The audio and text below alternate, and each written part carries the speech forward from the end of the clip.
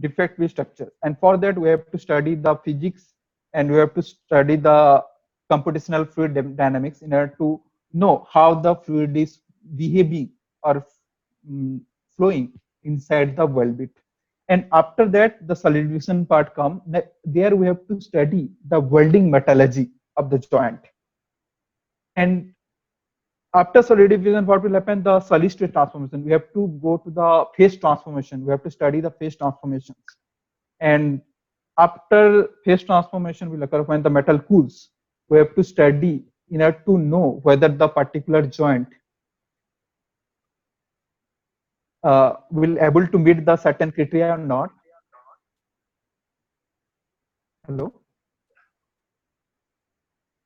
Hello? Sir, am I audible, continue, sir. Your voice is very audible.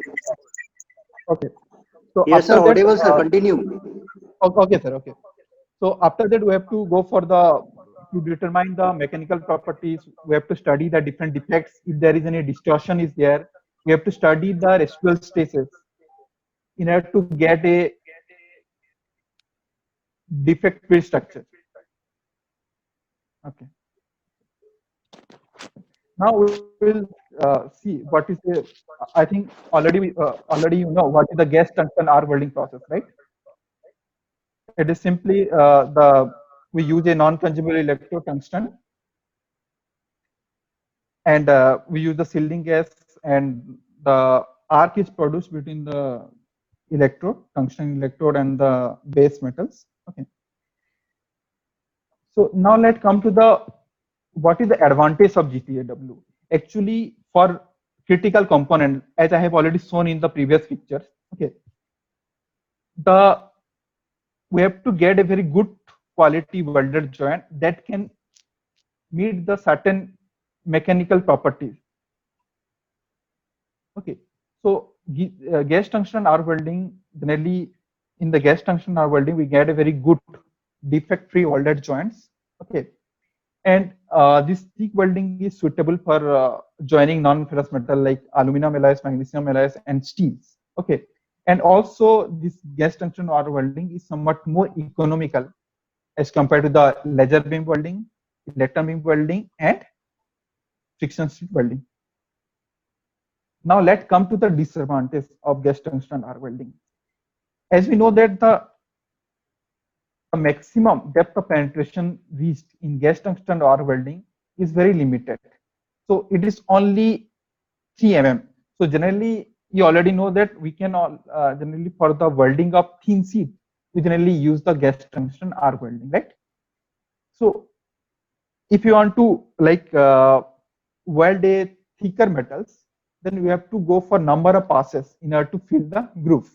Okay, which generally what happens reduces the productivity. So the time of welding as well as the cost both increases due to this limited depth of penetration in gas tungsten arc welding.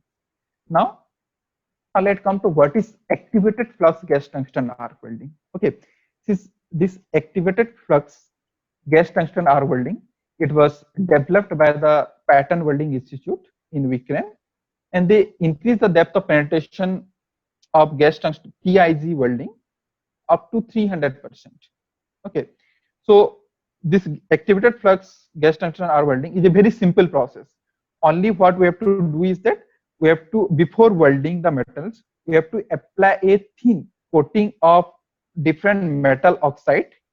This may be the flux, may be oxide, or maybe sulfide, or in some cases it is fluorides. All the oxide, it is mixed with acid, and we apply on the surface of the metals to be welded. Okay, which increases the depth of penetration of the weld bit. Okay, so this is the, as you can see here, this is the metal before welding. We have applied a thin coating on the base metal. We have to make a paint-like consistency here. We have to use the flux with some amount of acetone, and we have to paste it using some brass. Okay, so this is the flux, and then we have to weld it. Okay, so as you can see from the picture, this is the macro graph of a welded joints. The first picture is for a, this is the depth of penetration. The thickness is around 6 mm. Okay, and as you can see, it is like around 2 mm. The depth of penetration in this case is around 2 mm. And as you can see, with the use of different plugs, the second one is for using the molybdenum trioxide. The depth of penetration is, here we are getting a full depth of penetration with the molybdenum trioxide, and this is with another different flux, that is the silicon dioxide. So as you can see that we can increase the depth of penetration many times with the use of activated flux. So there is no need of any multi-pass welding, no need for any group preparation or the group design if you want to use the activated flux. Okay, because we are getting the full depth of penetration up to 10 or 12 mm using a suitable activated flux, we are getting a full depth of penetration. So there is no any need of multi-pass welding as well as the group preparation in order to join the metals. Here you can see the first one shows the, like, it is a autogenous single pass welded joint using the activated flux. Okay, here we can here you can see that we got a full depth of penetration only using a single pass. Okay, and in the second case, it is a multi-pass welding. Here we have used bead by bead, different bead.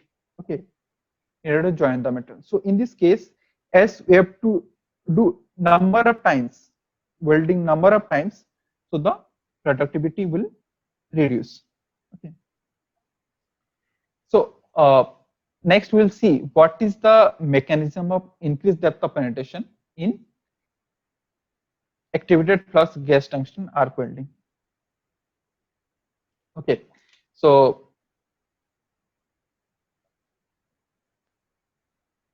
the increased depth of penetration is occurring due to the two phenomena. The first one is the constriction of arc, and the second one is the reversal of Maragoni convection.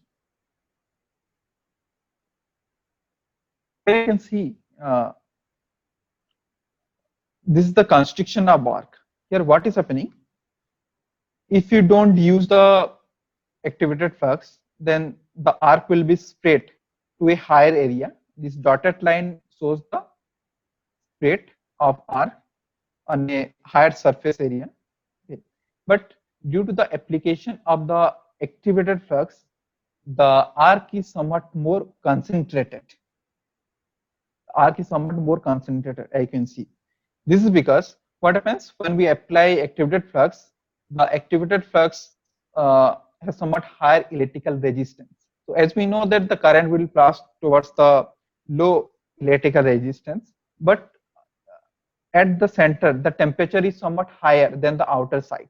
So at the inner side, the temperature, the activated flux get melted and it get vaporized. But at the outer surface, the activated flux remain intact and the power density increases and the arc become concentrated. So that increases the depth of penetrations. The second mechanism is a reversal of Maragoni convection. As we already know, what is the Maragoni convection, right? As you can see, this is the electrode and this is the workpiece. And as we know that this is the weld zone. Okay, at the center, the temperature will be higher at the A, just below the electrode. The temperature is higher, and at the outer side, the temperature is lower.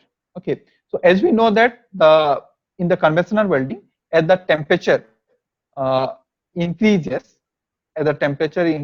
the surface tension of the molten metal is also decreases, right? So here this graph shows the surface tension versus temperatures.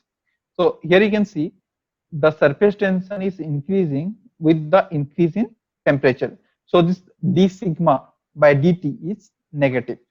So as we know that the metal flow from the lower density, lower surface tension to the higher surface tension. So the flow of molten metals is on the outer side. Okay, so here in this case, what will happen? As we know that this region A is directly below the electrodes. The temperature of the region A is greater than the temperature of B. So as the surface tension increases, as the temperature increases, surface tension decreases. Okay, so this is the graph. d sigma by dt is negative in this case. So the flow will be towards outer. But if you use the activated flux, then what will happen? With increasing this gradient, surface tension gradient, in this case the slope is negative. But in this case, due to the application of activated flux, the slope becomes positive. So in this case, the molten metal flow will be towards the center and towards the downward. That increases the depth of penetration. This is called the reverse Maragoni convections. This in the case of conventional welding, we'll get the Maragoni convections. That is, the flow is towards the outward. So in the case of conventional welding, we'll get a very low depth of penetration, but the width of fusion zone is higher. But due to in the case of activated flux, due to the